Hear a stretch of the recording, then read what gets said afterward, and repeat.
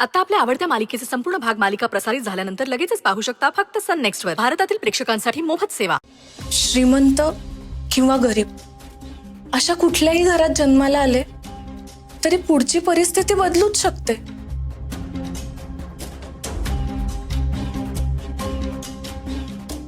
म्हणजे श्रीमंत असेल तर पुढे जाऊन गरीब होऊ शकते, किंवा गरीब असेल तर मेहनत करून पैसे कमवून श्रीमंत होऊ शकते.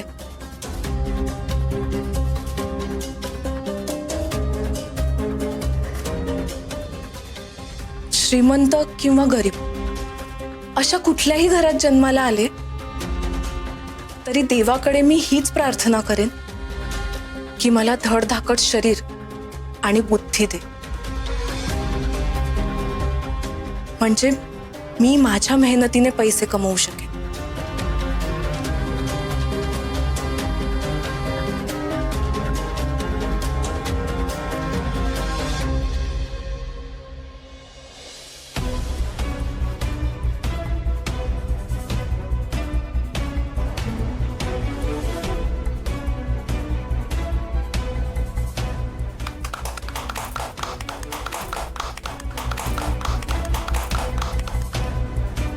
ठीक आहे. तिसरा प्रश्न.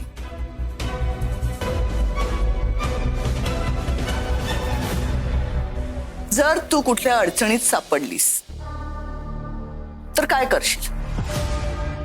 ती अडचण सोडवण्याचा प्रयत्न करशील का पळून जाशील?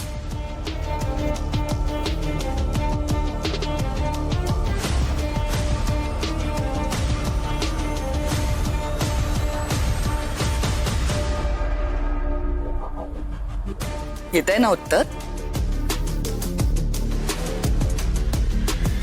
हो.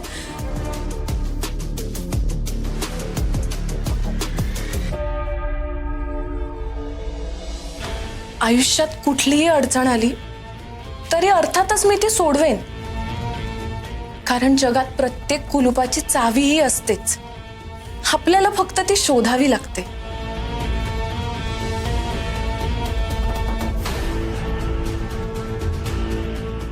आणि माझा विश्वास आहे, देव जर आपल्याला एखाद्या अडचणीत टाकतो तर त्यातून बाहेर निघण्याचा मार्गही दाखवतो.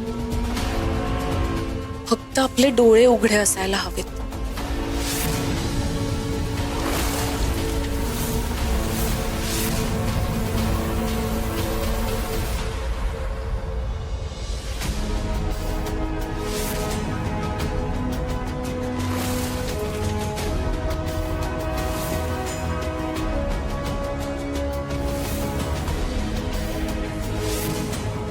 वा, तिन्ही प्रश्नांची अगदी छान उत्तरं दिलीस तू. हो की नाही देवांश?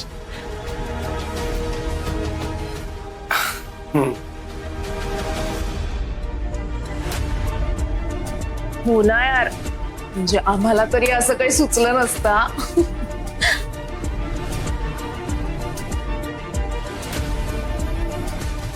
अगं बाई मनसा, अहो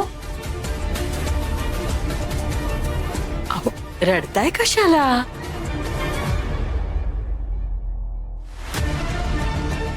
अहो अंजलीलाही रडायला येईल ना मग.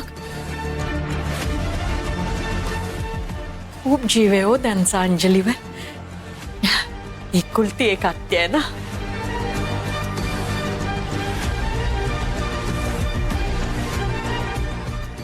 वंस, डोळे पुसा बघू. वाईट वाटेल ना मग अंजलीला. मला माहिती आहे आनंद अश्रू आहेत, पण पुसा. वंस, बाळा खरंच खूप हुशार आहेस तू.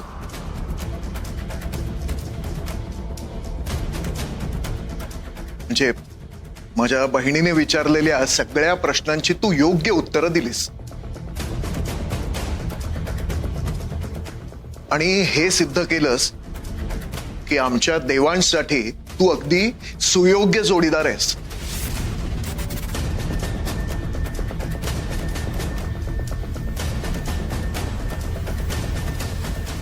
खरंच हो, अगदी लक्ष्मीनारायणासारखा जोडा शोभेल नाही का हो?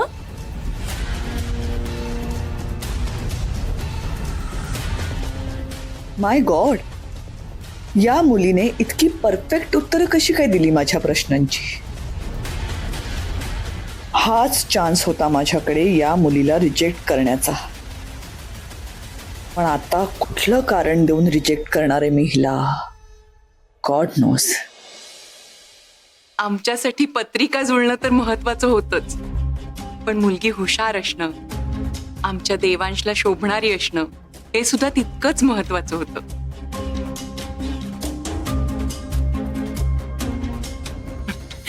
गुरुजींनी अगदी छान स्थळ सुचवलं आम्हाला, हो की नाही हो?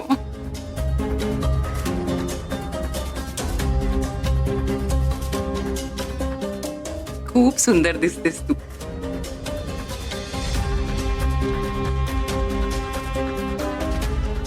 हिची दृष्ट काढा नक्की. हो.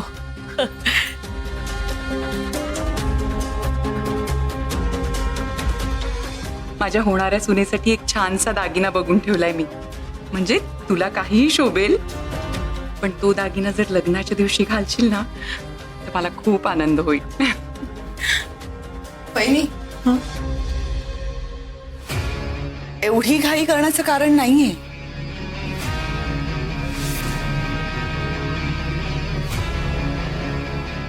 अगं आत्ताच मुलगी बघण्याचा कार्यक्रम झालाय ना.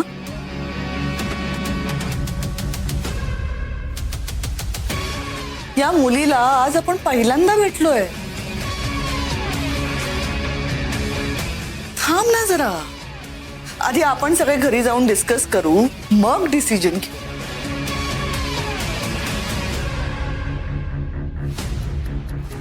लग्नाचा निर्णय हा घाई घाईत घ्यायचा नसतो.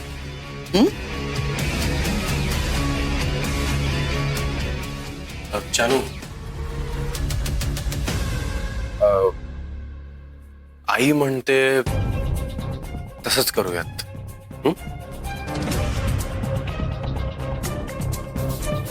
बघा, तुमची मुलगी खरंच गुणी आहे.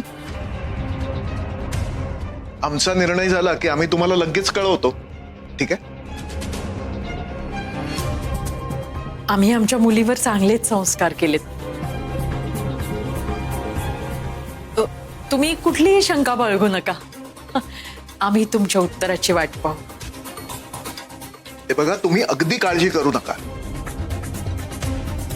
आम्ही लगेच कळवतो. पण आम्हाला तुमची मुलगी आवडली आहे हे मात्र नक्की. हो. दादा, आपण निघूया का? हो. चला.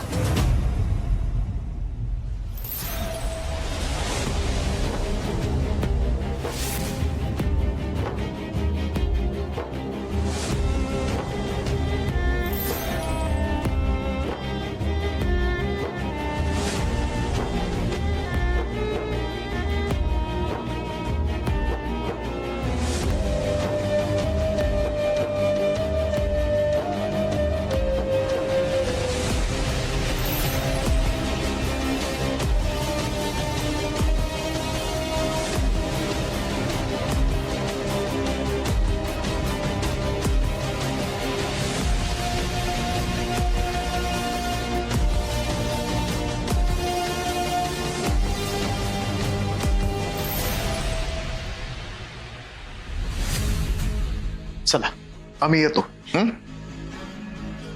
आमच्या भैरवीताई जरा कडक स्वभावाच्या आहेत, पण तुम्ही काळजी नका करू. त्यांनाही मुलगी खूप आवडली. आम्हाला सगळ्यांना मुलगी पसंत आहे. हो.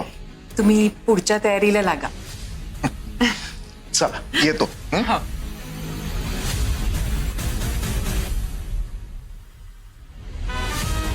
आल्याची गेल्याची याची त्याची कोणाची नजर लागली असेल तर निघून जाऊ दे गं बाई.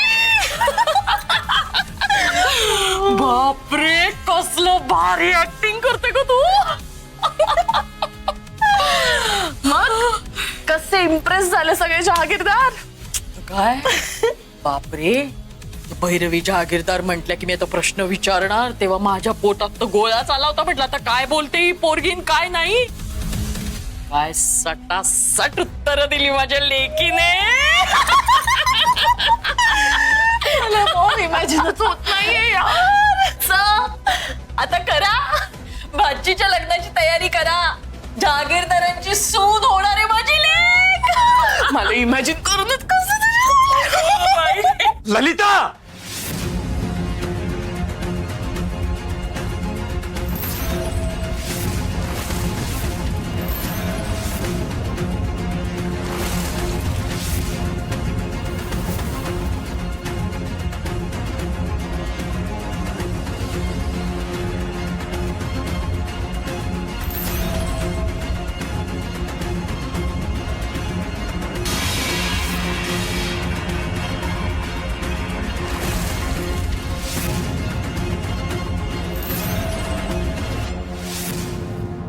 खूप हसायला येत आहे ना?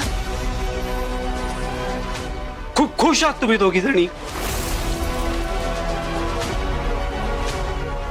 मी जे काही वागलाय त्याचा खूप अभिमान वाटतोय का तुम्हाला?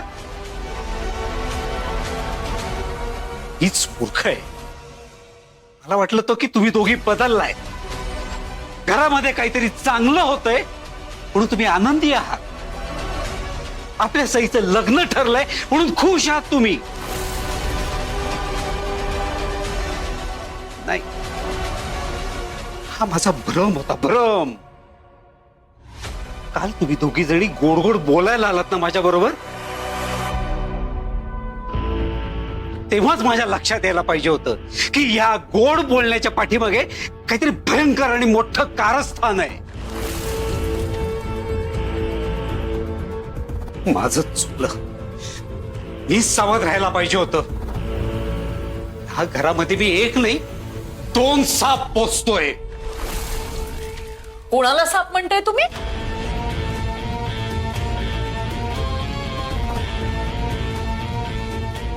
मला आणि माझ्या लेकीला म्हणा म्हणा, खुशाल म्हणा.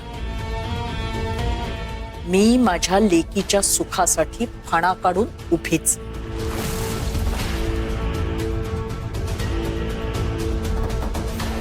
कोणी माझ्या शेपटीवर पाय दिला ना तर त्याच्यावर फुतकारल्याशिवाय राहणार नाही मी.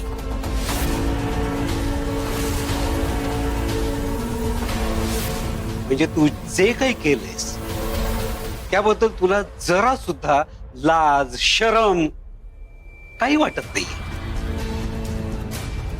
नाही मग ह्या अशा सापाला खेचलंच पाहिजे.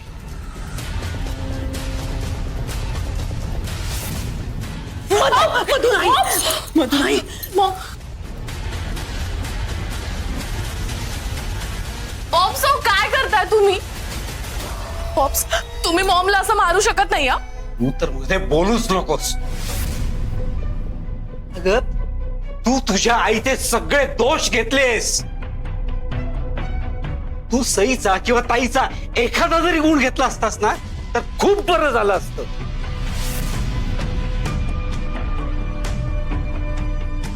अगं चांगलं वागता येत नसेल तर निदान वाईट तरी नको वागूच. बहीण आहे ना ती तुझी. एकत्र लहानाचे मोठे झालेत ना तुम्ही या घरामध्ये. लहानपणी किती सांभाळून घेतलंय तिने तुला आणि तिचंच लग्न मोडलंस तू.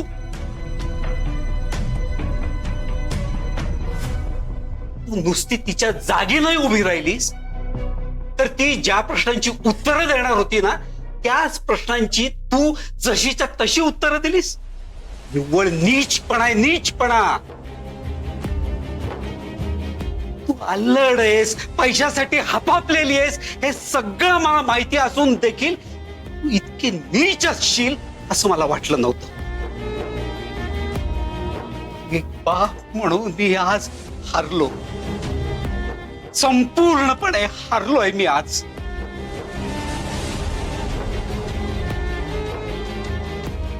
अंजली का अशी वागलीस ग?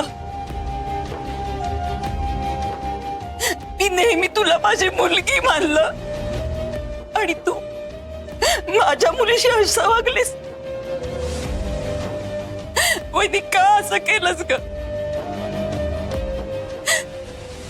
जर आज तुम्ही दोघी माझ्या सईच्या पाठीशी ठामपणे उभ्या राहिल्या असत्या ना तर जन्मभर गुलामी करत राहिले असते इथे.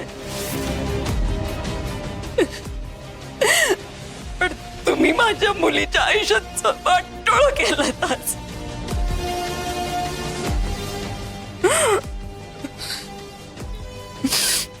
हे मूर्ख बायांनो, तुमच्या ह्या अशा वागण्यामुळे त्या देवांचा जीव धोक्यात येतोय.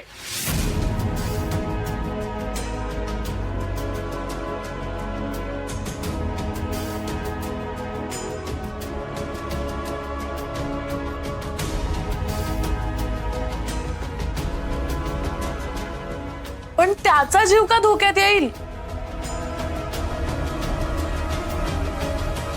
कारण देवान जहागीरदारांच्या पत्रिकेमध्ये असं लिहिलंय की त्यांच्या वयाच्या 30 वर्षाच्या आत त्यांची पत्रिका ज्या मुलीबरोबर जुळते तिच्या बरोबर जर का त्यांचं लग्न झालं नाही तर त्यांच्या जीवाला धोका आहे. आणि त्यांची पत्रिका सहीशी जुळतीये म्हणून तर गुरुजींनी हे स्थळ सुचवलंय ना. ऐकलंस ना अंजली, आपल्याला म्हणत असतात नाटकं करतात. हे नाटक नाहीये तर काय आहे मग? काय तर म्हणे गुरुजी म्हणाले की त्या बावळट सईची पत्रिका देवांश जहागीरदारशी जुळतीये. त्यांचे गुरुजी सुद्धा यांच्यासारखेच दिसत आहेत, सतत सईचं गुणगान गाणारे. हे हॉरोस्कोप, ऍस्ट्रोलॉजी वगैरे हे सगळं आता कोणी बिलीव्ह नाही करत यावर. तुम्ही पण नका करू ट्रस्ट. नाही ते करणार, ते विश्वास ठेवणार. ज्या ज्या गोष्टीत त्यांच्या मुलीचं वाटतोय आणि त्यांच्या भाचीचं भलंय त्या प्रत्येक गोष्टीवर हा माणूस ढळढळीत विश्वास ठेवणार. जगात असा बाप शोधून सापडणार नाही. तुम्हाला तर तुमच्या लेकीची काही पडलेली नाहीच आहे, पण मी माझ्या लेकीला वाऱ्यावर सोडणार नाही. तिच्या सुखासाठी मी वाटेल ते कधी.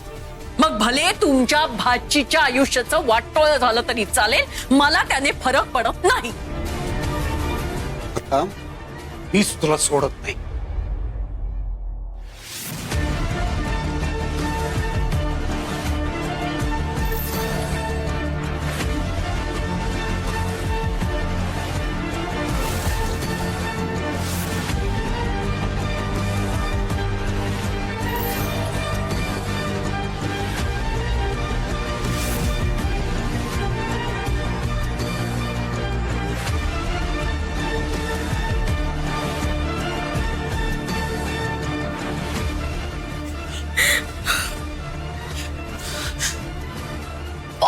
काय करताय तुम्ही? हो, बायको आहे ती तुमची आणि तुम्ही तिच्याच जीवावर उठलाय. पॉप्सच्या फॅमिलीला कोण हर्ट करतो?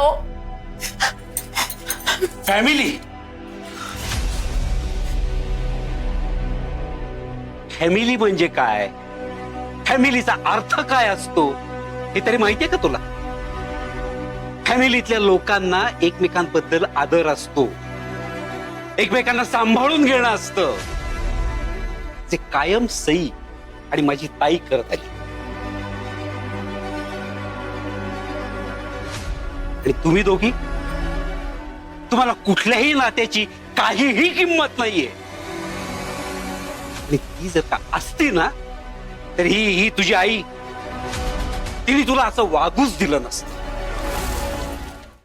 मॉमने हे सगळं केलं कारण तिला माझ्या हॅपीनेसची केअर आहे. नाही, तुम्हाला नसेल ना वाटत माझ्याबद्दल काही तरीच फाईन, ओके, पण ऍटलीस्ट ती माझी काळजी करते ना, तर तिला तरी करू दे. अगं काय केलंय तिने तुझ्यासाठी? तिने जे काही केलंय ना ते केलं नसतं तर फार बरं झालं असतं. कमीत कमी तू आज एक बरी माणूस म्हणून तरी राहिली असतीस. हा तुझा खोटेपणा आहे ना, तो कायम ही पाठीची घालत आली आहे. आपल्याला हवं ते मिळवायचंच, यासाठी दुसऱ्याचा आनंद टातेखाली चिरडला गेला ना तरी हिला काही फरक पडत नाही. अंजली, तू आज जो खोटेपणा केलायस ना त्याने एक वेळ ते जहागीरदार पसतील, पण तो जो वर बसलाय ना तो सगळं पाहतोय. तो तुला कधीही माफ करणार नाही. याची शिक्षा तुम्हाला मिळेलच, लक्षात ठेवा. देवाची धमकी देऊन आम्हाला घाबरवू नका. जो देव आमच्याकडे बघतोय असं म्हणताय ना तुम्ही, तोच देव तुमच्याकडे सुद्धा बघतोय. आमच्यापासून लपवून तुम्ही सईचं लग्न ठरवायला निघाला होतात ना. किती वेळा मी तुम्हाला विचारलं होतं काही लपवताय का? तेव्हा तोंडात शब्द नव्हता निघाला. हा खोटेपणा नाही. अगं मी तुझ्यापासून लपवलं कारण त्याला काही कारण होती. सईनं होकार दिला नव्हता म्हणून आम्ही गप्प होतो. आणि ते लपवून तुम्हाला तर काही त्रास झाला नाही ना. पण तुमच्या या खोटेपणामुळे त्या देवांचा जीव धोक्यात येतोय. हे कळतंय का तुम्हाला? पण ह्यामुळे मात्र माझ्या सईच्या आयुष्यामध्ये उलथापालथ होणार आहे. माझ्या लेकीच्या सुखासाठी सईच्या आयुष्यात कितीही उलथापालथ झाली तरी मला फरक पडत नाही. सारखं आपलं माझी सई माझी सई माझी सई. अहो ही बघा, तुम्ही जन्म दिलेली तुमची मुलगी आहे ही. तिच्या सुखाचा जरा तरी विचार करा. ती देवांश जहागीरदारच्या आयुष्यात काय सुख आणणार? तिचंच नशीब फाटकय. ती जन्माला आली आणि काही वर्षात तिचा बाप तिला सोडून पळून गेला. इथे माझ्या घरात मी तिला ठेवून घेतलं ना, म्हणून लहानाची मोठी झाली ती सई. आणि मी तुम्हाला आधीच सांगितलं होतं, माझं पूर्ण कर्ज फेडल्याशिवाय मी सईला आणि वंसंना या घराबाहेर पडू देणार नाही.